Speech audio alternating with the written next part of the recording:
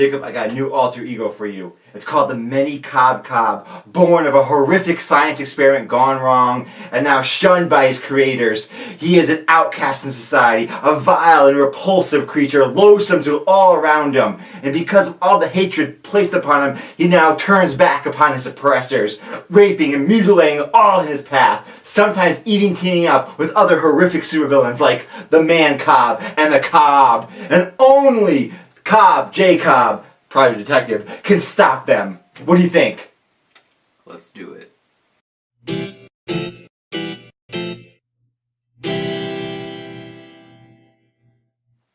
Hola, Geek fans! Welcome back. It's that time again. It's 4:30. It's Friday. We're shooting at the luxurious Goodrich Studios International, and this is Geeks at the Movies. Today, Geeks at the Movies, my name is Shane Goodrich, and I'll be your host. And joining me, as always, our illustrious lead writer, the Mr. Jacob Desitels. What's going on, guys? Jacob, we're finally back in action with a real episode, a real geek episode that I love. Yes, so many trailers. So much. I love it. Yes. I love the trailers. The Super Bowl happened, which I don't really care about, but so much stuff came with it, which I love, so let's just get right to it. Item number 1 for the Geek News. During the Super Bowl this past Sunday, a plethora of TV spots for upcoming movies were shown, including Captain America Civil War, X-Men Apocalypse, and The Secret Life of Pets.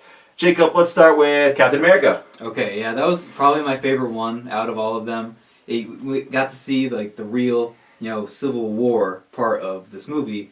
Especially when you see, one team lining up against the other team. You get to see Ant-Man's new helmet that he has on. You get to see Black Panther and Vision on Iron Man's side. My favorite shot was when Bucky takes the shot at Iron Man into his iron hand that he has. It's and Iron Man's like, holy shit, did he actually just try to kill me? Yeah, legit try to kill him. Yeah. If he didn't have his iron hand thing on, he would be blowing his brains out. Yeah, what did you think? Awesome. Yeah. I am pumped for this movie so much. I love the scene when, we saw a little bit in the trailer when Iron Man is coming up to that elevator, and they show beforehand it is Bucky behind him, who's got a sniper rifle or something, ready to shoot. I mean, they're going at it. We saw a Vision. I can't recall if I saw a Vision before in the trailer, but I saw, I clearly could see all the people on each side. I really wish what's his name, the Arrow guy. Hawkeye. Hawkeye. Oh, I wish that guy was gone. He's bringing down Captain America's team. Hopefully he dies this time. But besides him, I'm just pumped for this movie. Yeah, me too. And then my second favorite one was X-Men Apocalypse. That one was really well done, I thought. Got to see more Psylocke. You could see her cutting that car in half in that one. Yeah, you actually see her using her powers. You see powers being used. Yes, and then got to see some more, Cyclops, Storm, all those the major characters in this movie, and even a little bit more of Apocalypse too.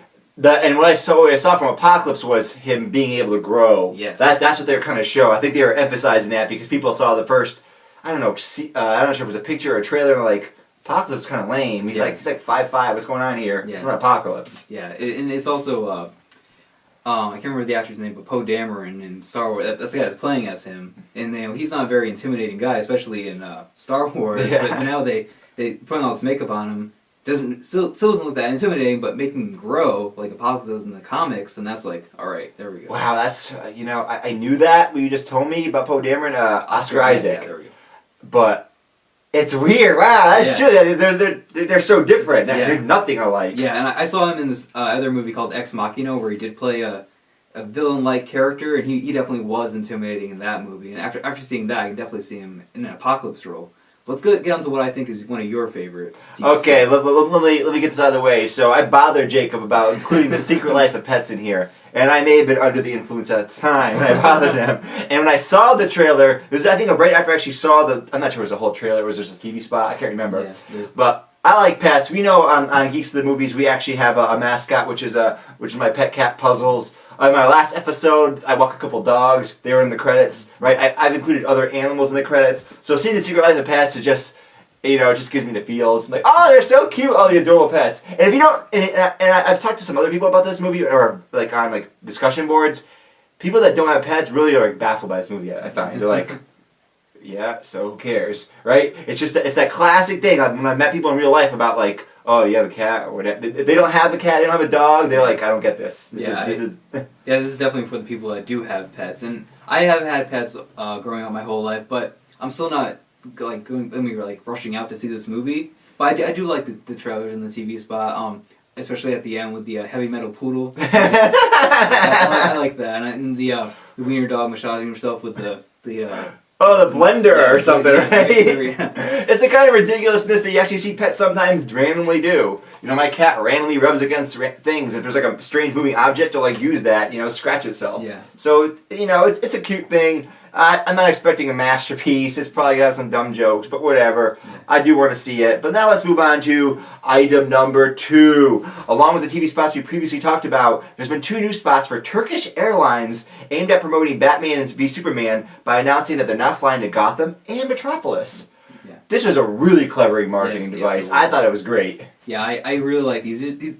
I put these in a separate spot because I actually like these the most out of all of the TV spots because I thought it was just so clever. Get to see, you know, Lex Luthor on the Metropolis side, you know, being his businessman self, he's very eccentric, you know. Come on, it's so funny that Bruce Wayne, you know, sitting there. It's like a real airline commercial. It's a rich dude. Yeah, I know, and Bruce Wayne, you know, he doesn't really seem like he's trying. He's like, get me the fuck out of here. Yeah. But I did really like these spots, and I think the thing I'm like most about them was like, it's like, oh yeah, we're actually going into Gotham City and Metropolis. Like, this is a real thing. I love when they do these like really like meta commercials. Yes. I think like they already did this too with the previous one with Superwoman. Yeah. I mean, not Superwoman. Wonder Woman. Yeah, and they did other stuff too. Like in the X-Men movies, they do that. For I think it was Days of Future Past. They did a false commercial for. For the industries, Track Industries or something, Trask. Yeah. Right. And it actually seemed like a real commercial. And then the same thing too with Ant-Man. They did that. Yep. With Cross Industries. They're great. Yes, I love these type of little TV spots, and it was the perfect thing to show during the Super Bowl too, because you know Batman v Superman is like attracting everybody's attention. You know, football fans who are like, how can Batman beat Superman? Let's go find out. You know, and it also has the thing that Civil War kind of had going on, where it's 2 teams going up against each other. Yes. And now it's Batman versus Superman going up against each other. I can't wait. Right. It fits into the Super Bowl, right? Because like I said, there's 2 teams, just like the teams in the Super Bowl, and it makes sense because the Super Bowl is very expensive to advertise on. Yeah. Putting a whole trailer there, I'm not sure that's the best use of your money. Doing this kind of clever thing is, at first, I bet you people are like, wait. Is this they think it's real. Yeah. Some people that are completely out of the sphere, they go, oh. And they say, wait, that's Batman. It's Ben Affleck. Right? So this is great. I want to see more of this stuff. Anything else you got to say? No, but there's something else that we're going to be talking about next time related to this. Oh, yeah. Another TV spot at the Super Bowl was a brand new full length. They paid a lot of money to air that trailer of The Jungle Book. We've seen some footage before. I've been very excited about it. But now this is a real trailer. There's actual dialogue. There's story. We hear a lot of the different actors. Yes. Yeah. I really like this Jungle Book trailer too. We saw the TV spot there at the Super Bowl, and then at the end it was like go online and check out our new full length trailer. And I was like, oh snap! I went to go check that out, and I loved it. It was awesome. You get to see, you know, Baloo the bear actually talk, and then we get to see Christopher Walken as the king. I love seeing him talk and his interaction with the kid and everything. It was just a great trailer, and I cannot wait for it to come out. It looks so good. Yes. It stuns me how good it looks. This is one of the movies where I see how good it looks, and then I see other movies doing other things, and I go, why can't you do that? Yeah. I mean, it's setting up a new bar, and again, we just talked about this, you know, I love animals, so it's cool seeing all the animals. They look so real. Yes. And the tiger, I don't know the names of all the characters, but the tiger and the panther are fighting each other. They got a bear who's probably doing the fighting. They got a giant orangutan. It's so cool. I don't really know much about the Jungle Book. I don't really know. I saw it when I was a kid. I don't remember anything about it. I just think it looks like a cool movie, being in the jungle, looking so real. Yeah, and also the song that they played there for that was in the original movie. And it's a new like rendition of it. I'm totally on board for that too, and I hope they actually like sing a little bit in this movie, but don't make, you know, like a full musical type of thing.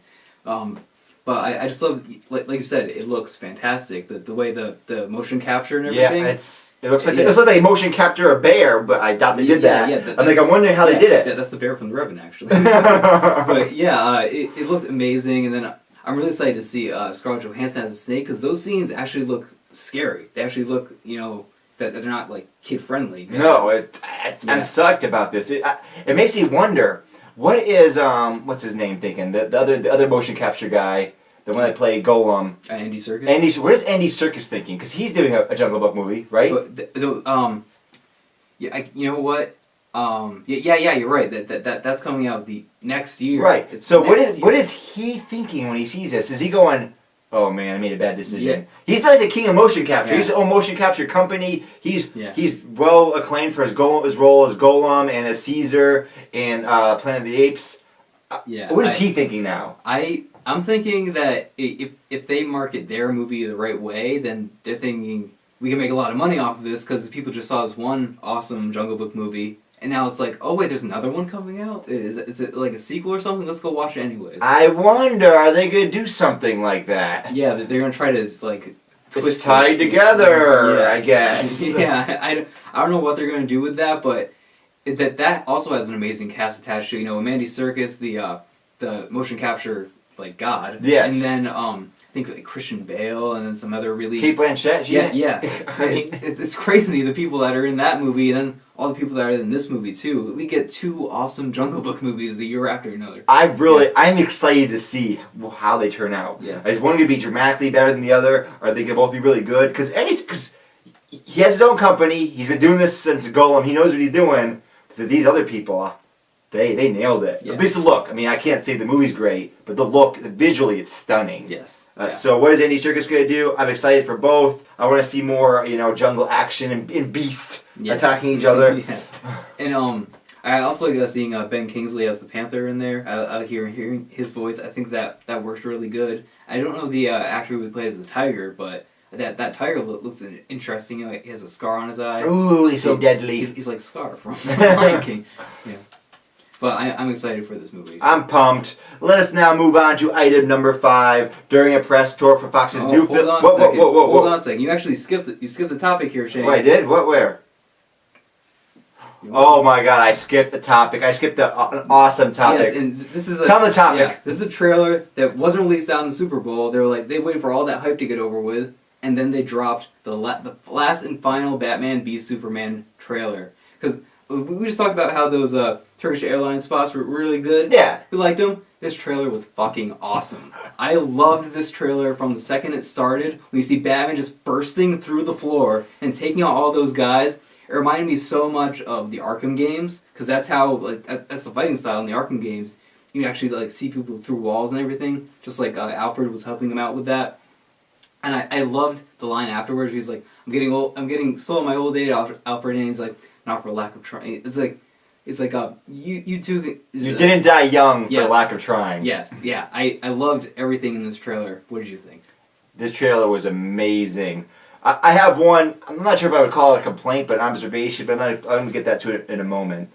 Batman's fighting style was brutal. Yes. I loved how he was smashing people. I also liked how I found it believable. Is at one point, I was stunned this happened, a guy, and I actually rewound to make sure if I saw this, a guy hits him with a knife, but he's wearing armor. Yeah. But that suit is protective. Yes. He gets hit when he's not looking behind, but it doesn't do anything. And then as soon as he feels it, which is not hurt, he punches the guy. I'm like, yes! Because in the original Batman, he's wearing spandex and it's so stupid and it makes no sense. And then the movies have had him wear spandex because it doesn't make any sense. Yeah. Right? And the technology he's using, like you said, Alfred's there controlling the plane. He has this some sort of bomb, compression bomb goes off that knocks the guns out of their hands. Yeah. It's really realistic. Yeah. I buy it. Yeah, I actually, when I rewatched it, I actually showed him, he threw these things out that it was like magnets that connected to all the guns, and then it went off and blew up all their guns.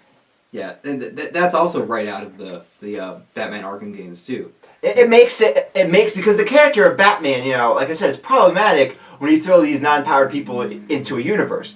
But there's other non-powered people in other universes, but they use technology to augment it, like Iron Man. So the traditional Batman, who uses a little bit of technology, but it's mostly in spandex, and he just let's fight it out. It's so nonsensical. It doesn't make any sense. So here he's really using advanced technology. They show the Batmobile. They show the Bat plane or whatever the hell it's called.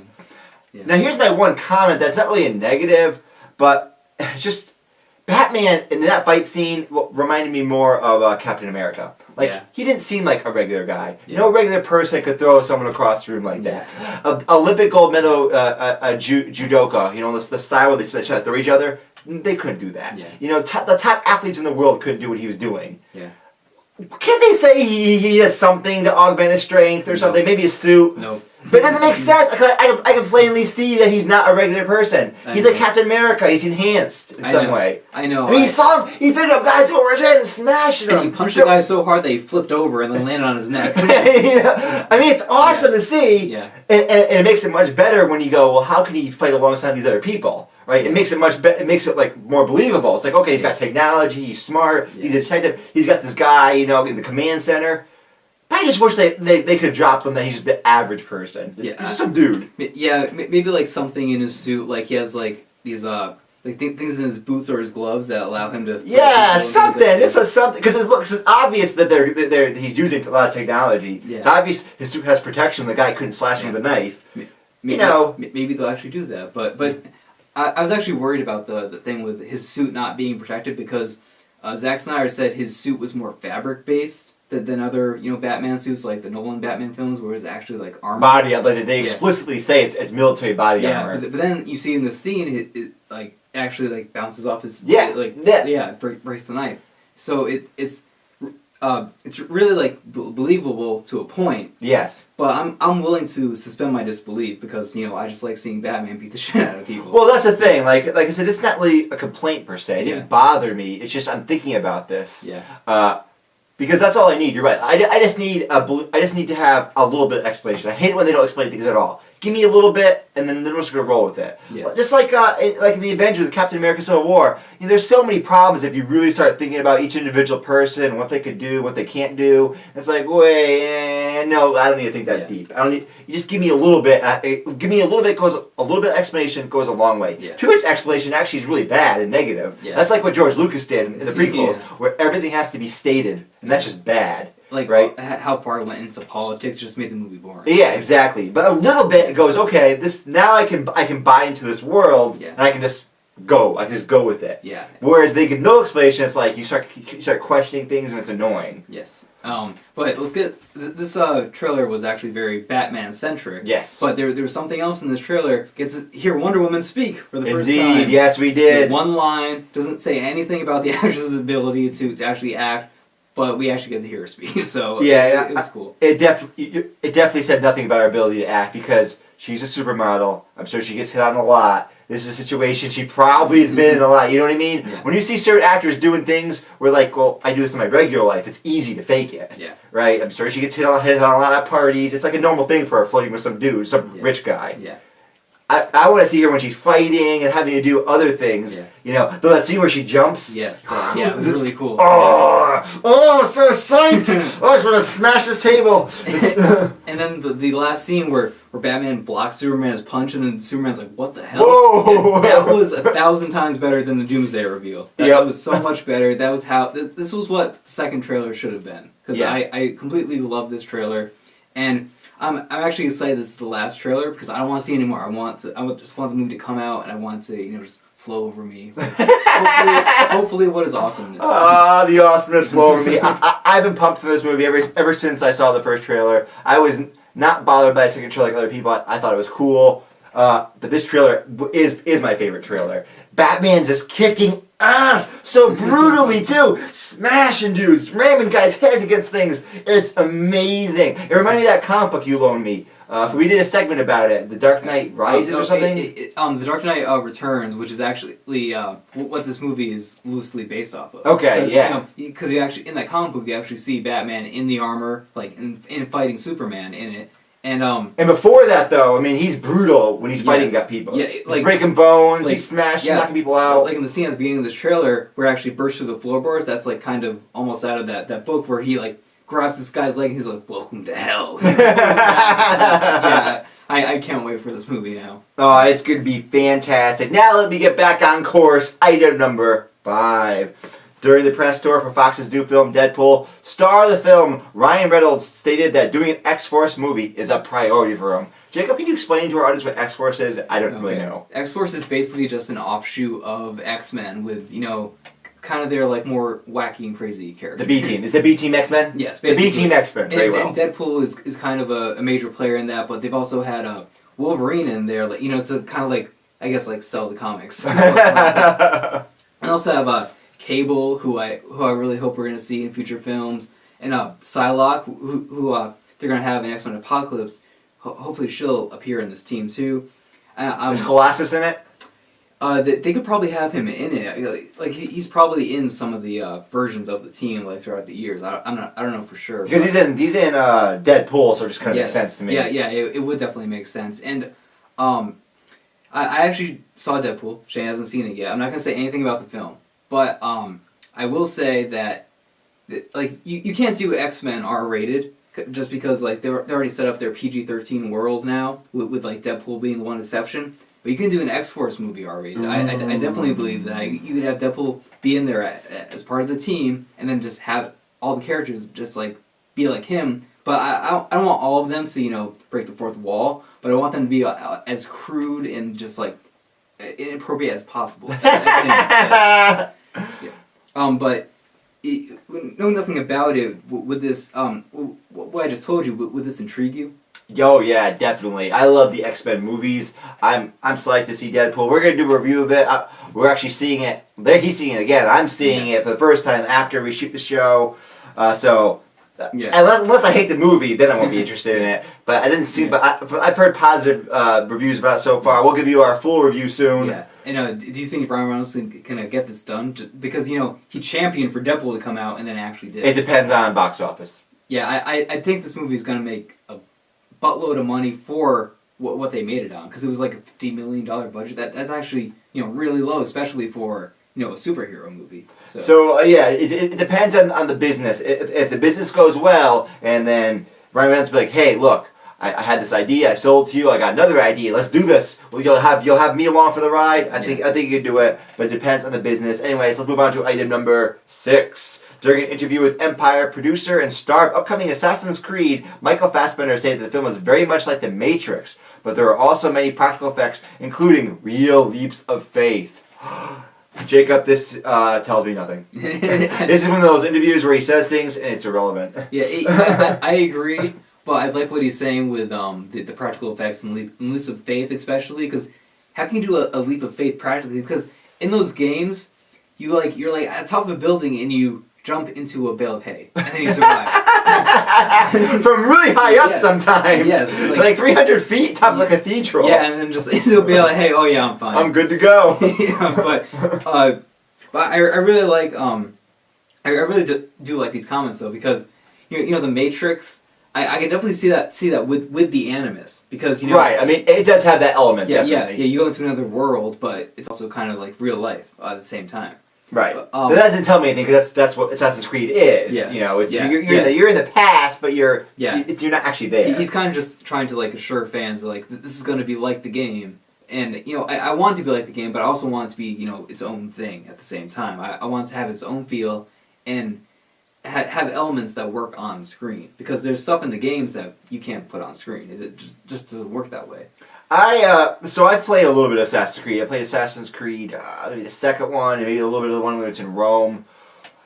The part I don't like about Assassin's Creed, and it actually kind of turned me off from everyone wanting to play the games, is the Animus. I hate all the stuff in the future. I don't like any of it. I dislike it when we're in the past, exploring this, because I love, I'm a history guy, trained to be an historian, so I love, going around, like, ancient Rome, because they do a really good job. They do their research about, like, the buildings and stuff. I'm like, this is cool, holy crap, it's the Colosseum, oh wow, that's so neat. Right, I just want that. I don't really need to see a tacked-on sci-fi story. Yeah. To me, that's where the film's going to fall apart, my guess, for me. See, I actually like the story, because they really went into it at one point, and then they just like totally forgot about it. They're just like, let's just focus on the past stuff, and they made And did they do that though because of fan response? I don't know. I actually don't know. I don't follow it, so I couldn't say. But I know my response is good. Do that. Yeah. But they also did still have a story, but in the future, like you like go around as your character in like this office building, just like working on stuff. But it also was like more in the background. Like you didn't really know what was going on. Like they're leading up to something in the future that they're gonna like reveal eventually. But like one point they were just like, oh yeah, it's like the end of the world now. Like you have to save from like this ancient race that's gonna like kill everyone.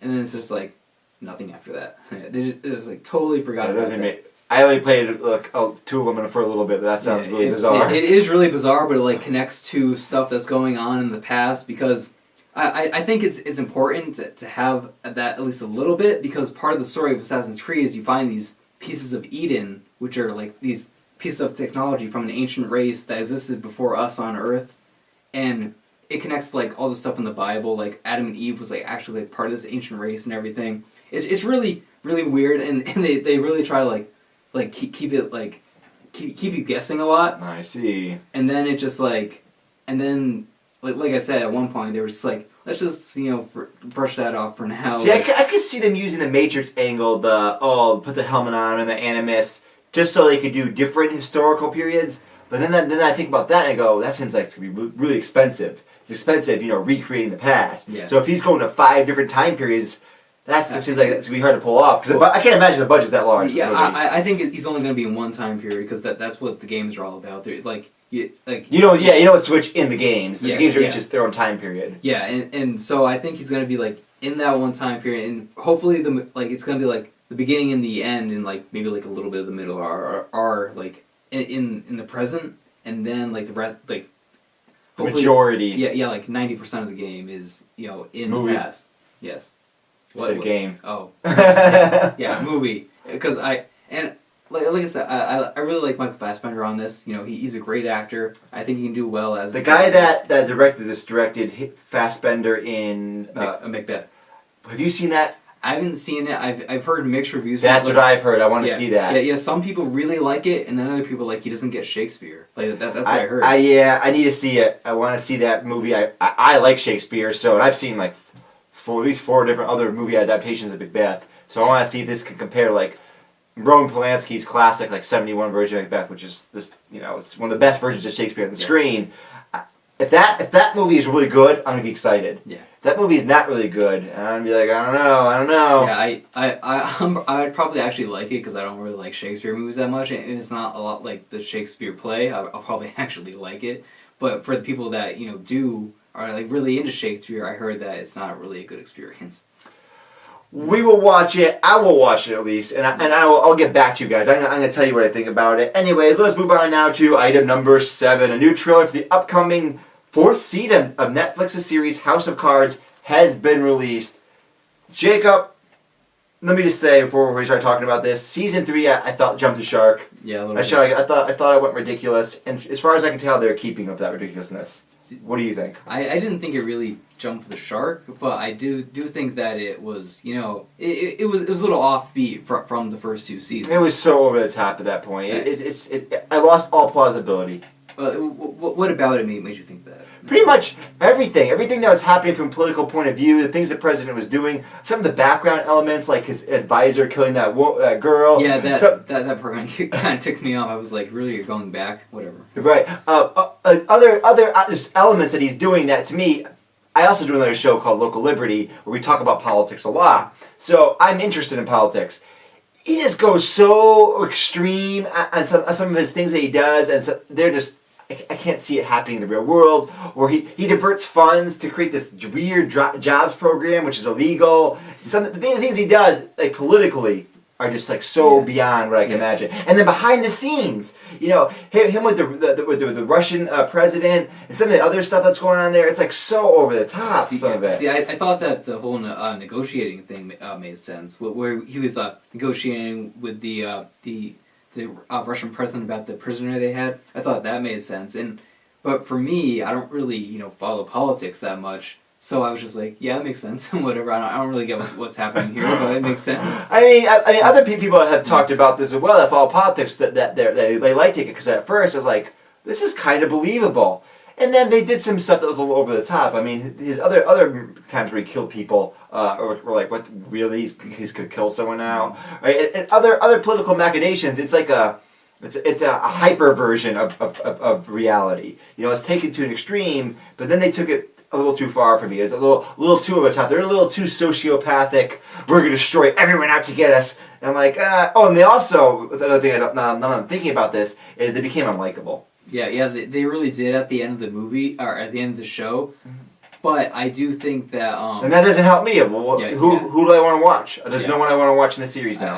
I actually want to watch his wife, and I'm not gonna say what happens at the end of the season, but they're actually, it looks that they're really going to deal with the ramifications of the end of that season in this one. The show is interesting. It's good acting. It's great, but it has the same problem for me with season 3. Now that I really think about my problem, more than the jumping the shark and some of the absurd over the top things that happen, was all the characters turned to the dark side. They're all unlikable. Yeah. This has happened in a few other shows I've watched where suddenly everything is all relentlessly negative. No one you really like. They're all kind of horrible people. And I'm like, I don't want this. This is not what I want. I can't just keep watching a series do this. Yeah. If this series, season 4 is just all relentlessly negative, I mean, really, this season is so negative, constant negativity. Everyone's an asshole. Everyone's a dickhead. No one has any good or positive motives. I'm not sure if I'm gonna want to watch it. Yeah. Why don't I want to show it? I don't like anything that's happening. I have no one to root for. Yeah, hopefully they'll actually have Frank Underwood be likable again in the season. Or at least maybe take him down. Have someone that's counter to him that I can like that's trying to take him down. Yes. But so far, all the people that are against him, I don't like them either. Yeah. So it's not helping things out. Yeah. So hopefully, actually be more like Walter White was in Breaking Bad. Yes. And actually have him be a likable asshole. Yes, Walter White is a great example where that guy he did some horrible things, but he never tipped over the dark side. Yeah. Same with Tony Soprano. Tony Soprano is another great example where they kept Tony Soprano. Remember, he's a mob boss. He's a murderer. He's all these bad things. There's a couple of things he never did in the show, and they purposely did that. For example, he came really close a couple times to domestic violence. He never did. He never hit his wife. A couple times it looked like he was about to beat the shit out of her. He never did. They also made him an animal lover. And a couple times there's like a cat or a duck. He's like, oh no, leave them alone. Right? They gave him a couple likable elements, and they never had him cross the line over other elements like abusing his kids or whatever. So you could always kind of be like, oh, I kind of see where he's coming from, even though really he's a sociopathic asshole, yeah, he's right? Murdering people, right? But he never does certain things that really bother people. Yeah. You know what I mean? Yeah, I have to watch that show. I haven't seen it yet, but it is on Amazon. All of it's on Amazon Prime now. So it's one of the best shows of all time. How many seasons are there? 6. That's not too many. Oh, actually 7. Okay, it's still not too many. There are 13 episodes apiece. Yeah, I can bust through. And 7. And actually, season 6 is broken into 2 parts, but it's basically the 2 seasons. Yeah. So I count it as a 7 season, and the 7 seasons like 8 episodes. But it's one of the greatest shows of all time. Yeah, I gotta watch. Yeah, you gotta watch The Wire. You gotta watch a bunch of these classic HBO shows that are like masterpieces. They're like Breaking Bad. Yeah, I know, but there's so many of them now. So many masterpieces. Yeah, and you need to watch all the masterpieces. Schindler's List, all those classic movies, which we're going to be reviewing Schindler's List very soon. We just actually reviewed Hotel Rwanda. We're going back to review Schindler's List. I got someone else to review. I got Rachel to review it with me, since you're taking your sweet time. Anyways, let's now move on to a part of the show we like to call Geek Talk. This is where we talk about anything from the Geek First. Kyle, what are we talking about today? Today we're talking about the character of Superman. That's right, another character study. We just did one last week with Darth Vader and Anakin Skywalker. You can go and check out our episode 34 where we talked about that. So sophisticated, so sophisticated. Yes. And then this one, we're talking about Superman. A lot of people don't like Superman just because he's like no one can stop him. He's like the most powerful superhero of all time. He's just a god basically. And that's why people don't like him, because he's just not interesting. He doesn't create drama, right? When you have a protagonist, this is classic. This is like creative writing 101. Your protagonist has to have problems he needs to overcome. But if you're a god, there's no problems you can really give Superman. So what they have to do then is give him ridiculous problems that aren't credible, and then undermine Superman himself. Yes. The idea of Superman being a god, but then all these foes can take him on. It's like, wait, no, he's not a god. So it creates this dissonance where you don't really, nothing really holds together. Yeah, and there have been times when they've created enemies for him that it's plausible that this guy could actually kill Superman. Like Doomsday was the first person to actually kill Superman, and then they brought him back like 2 issues later or whatever. But that created the trend of people just like comic book writers like, let's kill off this character and then bring him back later, like, because it worked with Superman, let's do it now. Everyone, so many people. They just waited like a year or something, then that would have actually worked a little bit better. Yes. But it's Superman, so you got to have Superman in there. I get it, whatever. But with the character of Clark Kent, a lot of people complain about he's just wearing glasses. Why don't people notice him? But I just watched Superman Returns, which isn't a good movie. It also has Kevin Spacey in it as Lex Luthor, which was actually pretty good. But it's not a good movie. It has Brandon Routh in it, who's Adam in Arrow and Legends of Tomorrow, but it's a very good character study of the character of Superman, because he is like the most powerful that you've ever seen him in this, because he literally picks up an island and then throws it into space. Like what the hell? I think he does that one in the original Superman with Christopher Reeve movies. Yeah. That movie was actually like a callback to the first Superman movie. Yeah, it's probably is a scene. Yeah. But in that you get the drama of him, like, how does this guy like work in this world? Like this guy, he's just like a bumbling buffoon, as Clark Kent, like tripping over things, like, oh, sorry people. So it kind of like creates the illusion of like, how could this guy like be Superman? In the Supergirl, they actually had a really good line where it's like, people look at people differently when they're in the presence of like a superhero. Yes. Of a god, basically. You're not thinking about Clark Kent or Kira. Yeah, you're not thinking about any of that. Yeah, it's like this person right here who just like saved me from death. Like this person's right here. So so going into something like Batman v Superman, I'll be willing to overlook that a little bit. But also these people, they're just like working around this guy all day, and it's like, oh yeah, you're really buff. You kind of look like Superman. See, that's one of those comic book conventions that the people want to see, like they're fans. They know that Clark Kent's always been Superman, so you just have to go with it when it goes on screen. There's a lot of silly things. Hulk smash, right? That's kind of ridiculous and goofy, but everyone wanted to see him say the dumb line, right? Because it's part of his character. So you overlook those elements. Now, I've always hated Superman until recently. When I was a kid growing up, I remember watching this cheesy 50s, or I think maybe the 60s, just black and white Superman show on Nick at Night. And again, everything he did was just so bizarre, and it was like the enemies he fought were so didn't make any sense. Like they constantly had to try to like find a problem, and it never really worked. And then I remember reading a little bit like about the comic books. I didn't like it, and one of the reasons I realized how much I didn't like Superman was because it's hard to really bring that character to life. In the old Christopher Reeve movies, for example, the special effects weren't up to par to do it. In Man of Steel, he is a god, and they bring it to life, and it looks real. It looks like this guy exists, and and then the music and the visuals, you're like in awe. Because what happens if you saw a real god? Imagine if Zeus came down on Earth, you'd be in awe, right? That alone would make it interesting. Yes.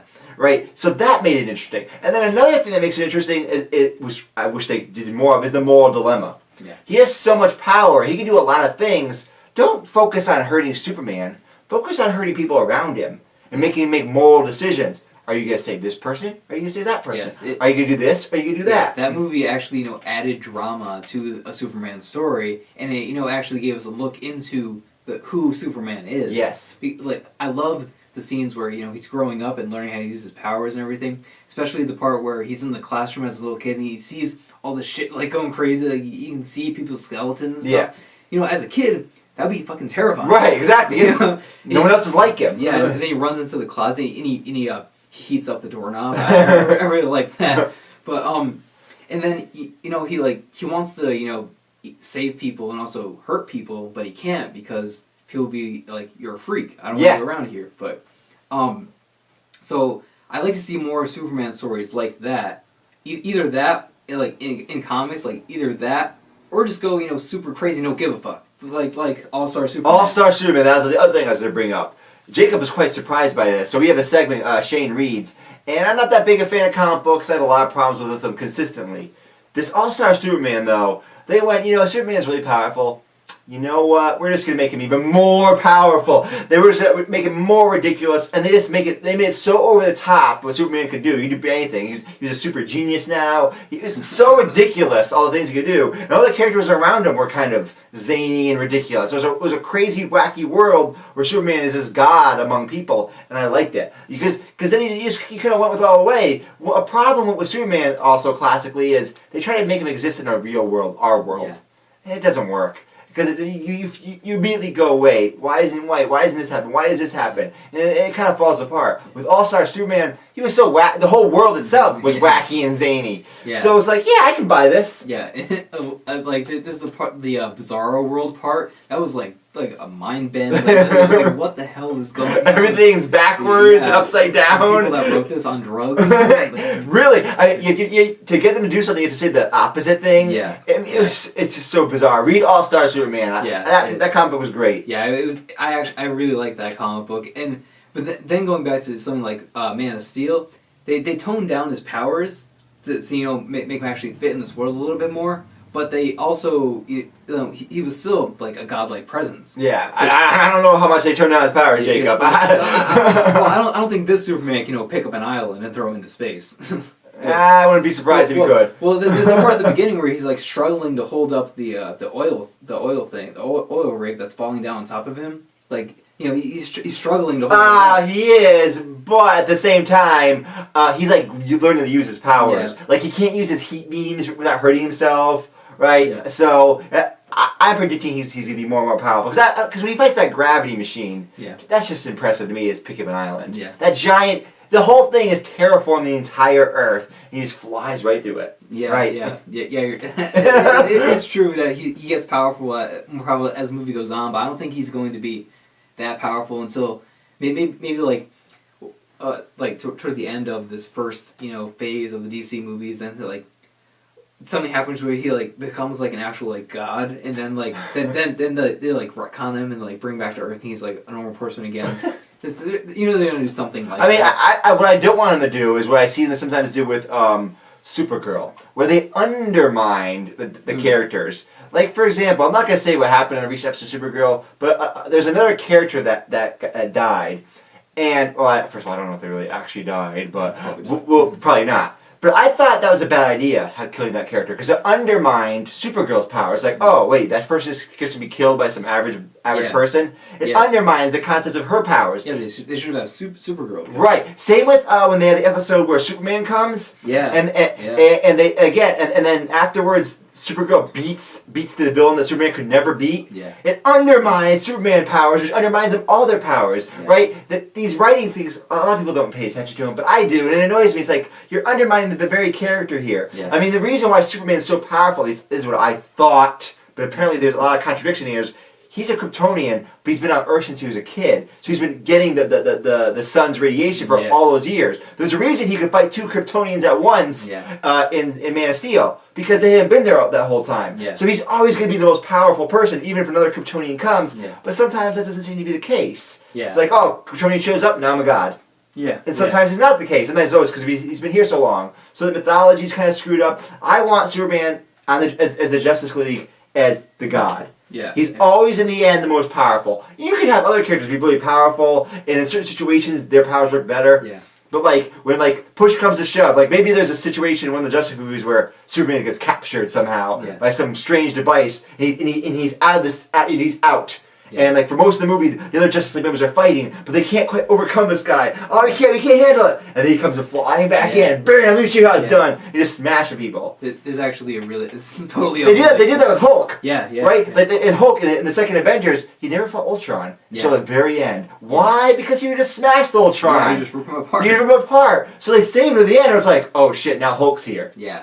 Right? You gotta use him the right way. Yes, and there's actually something that's totally unrelated to this, where it was a video I found online called Batman versus Darth Vader, and it was actually a really well put together. I saw that. Yeah, and at the end, Superman comes in and saves him at the end, because Darth Vader has Superman captive, But getting back to this, Superman, he can be a really interesting character if you use him the right way. Right, and you gotta use him the right way. Yes. So God, this TV makes me want to gouge people.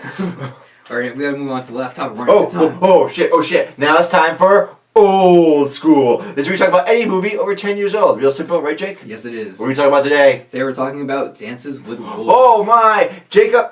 You always send me an email like, "Oh, what should we talk about?" And a lot of times I'm like, "Well, I have seen that movie, but I haven't seen it in a while." I actually haven't seen Dance with Wolf in a few years, but I've actually seen the movie all the way through like at least 5 times.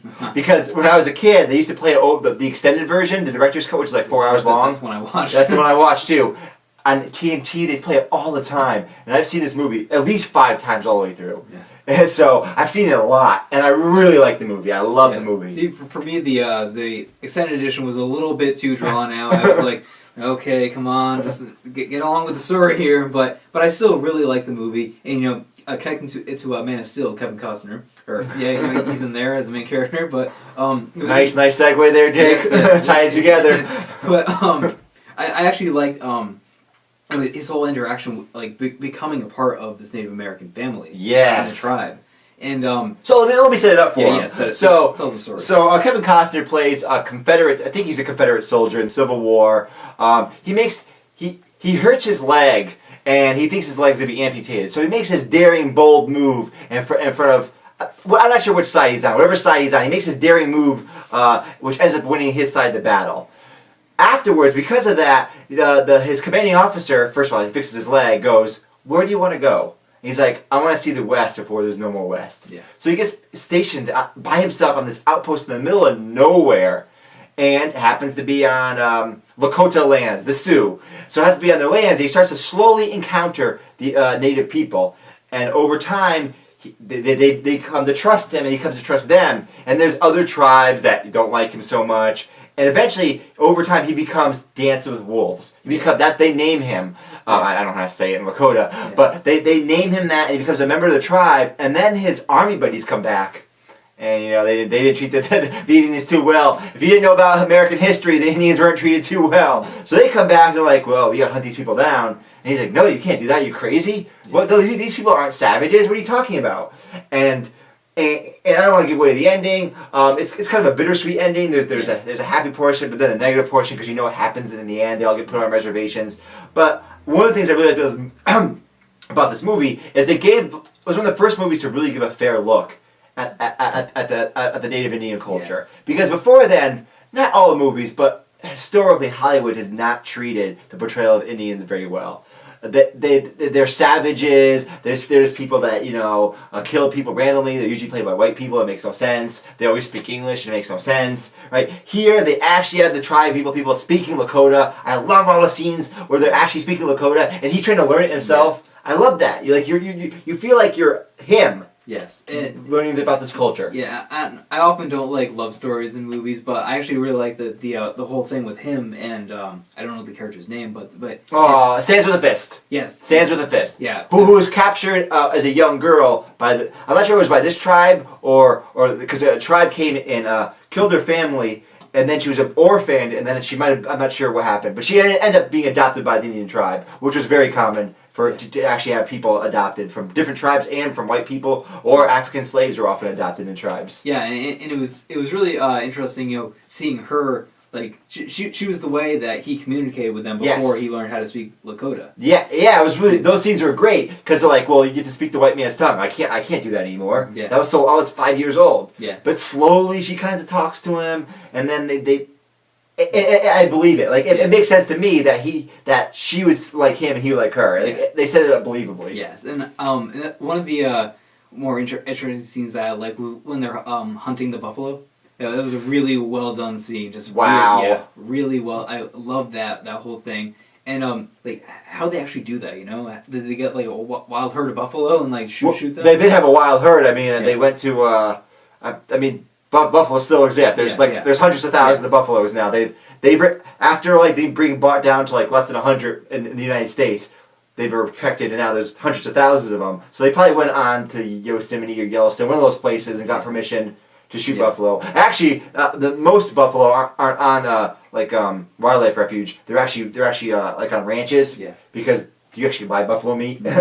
So they probably went on there, and then they got buffalo running. Yeah. But because it looks like they're hunting them, right? Yeah. It doesn't look like like the way they intercut the shots, it looks real. It's weird. Yeah, they did a really good job with that. And another thing that was about this movie was that it was very visually pleasing. Yeah, because visually pleasing. Yes, it's all outside. There's very few interior shots. It's all shot outside with natural light and everything, and you just get like all the great shots of the outdoors. Right, you see the Great Plains, and they recreate the giant buffalo herds, and you see all the teepees and stuff, and it looks really cool. Yeah. You're brought back into this world that didn't exist that 150 years ago. This world existed. There it is. We have pictures of this world. And it's cool seeing it brought to life. Kevin Costner's character is very likable, like because you understand at first where he's like, whoa, who are these people? And then you feel like, oh, but then he starts to actually get to understand them, and then you really, oh, they do a good job making you hate those white people. Yeah, those army officers, yeah. Oh my God, they do such a good job making you hate them. Yeah. They're such terrible people. Yeah, and then I actually like when they actually start getting their revenge, like I was like, that's not enough. I want more. I want more killing the white people. Yeah, I know. Because the thing is, it's not even a caricature. You'd be like, oh man, they're not that horrible. If you read history, no, they really are. There's something. They have one sympathetic guy, a lieutenant, who's kind of like, I don't really know what's happening here, who's sympathetic, but everyone else is like a total psychopathic asshole who thinks Indians they're savages. Yeah. They're not people. Yeah. It is very true to history, and it like just aesthetically it's very pleasing to watch, and great acting by all the actors in it. And I would recommend this movie if you're a history buff like Shane here, and if you just like great movies like me. Yes, yeah, I definitely recommend this movie. I give this movie 5 stars. What would you rate it? I'd rate it probably 4 out of. If I'm going your rating, 4 out of 5 stars. You rate it whatever you want. Yeah. We do all kinds of ratings here. And my rating 8 out of 10. One minor thing I just want to bring up before we end is there was a small backlash against the movie. They're saying, oh, they're idealizing Indian culture. Oh, they're making him seem so friendly. Oh, the Indians are so lovable. Blah blah blah. They're people. Right. First of all, in the movie, there's another tribe that is like a warlike tribe. The show. And secondly, yeah, maybe there's a little bit of that going on. But look at the history of cinema, where these people have been vilified as horrible scumbags, as below human. They're subhuman. Yeah, just like every other culture, there's people like that, but then they're just also just regular people. Right, regular people. Like they have families, they have kids, they're just trying to live their life. Yeah. So that small criticism, well, fuck you. It's just stupid. And that movie has now brought about the trend where you see more honest portrayals of Native people in movies nowadays. Yeah. It's less often where you see the mindless, red skin out on the warpath. You don't see that so much more. Yes. And this will start that trend. But anyways, Jacob, we've been going quite a while today. Yes. That's because there's so much awesome stuff to talk about. Where can they get more? You can find us on our YouTube channel at Geeks at the Movies, and you can like us on Facebook at Geeks at the Movies, and on Twitter at Geeks at the Movie. Drop the S. Yes, drop the S. And also you can email us at geeksatthemovies.ct@gmail.com. Remember, we're always looking for guests. We're always looking for more awesome stuff to do. If you're Eastern Connecticut area, if you live in Willimantic, contact us right in the comment section below. We love all our great geek fans. Anyway, Jacob, this is sadly the end of the show. My name is Shane Goodrich. This is Jacob Desitels. And we've been Geeks at the Movies. Whee!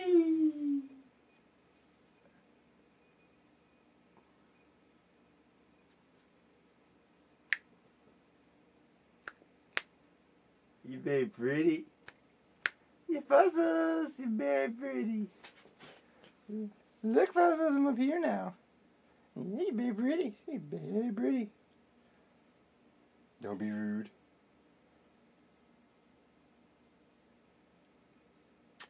Fuzzles, say hi for the camera.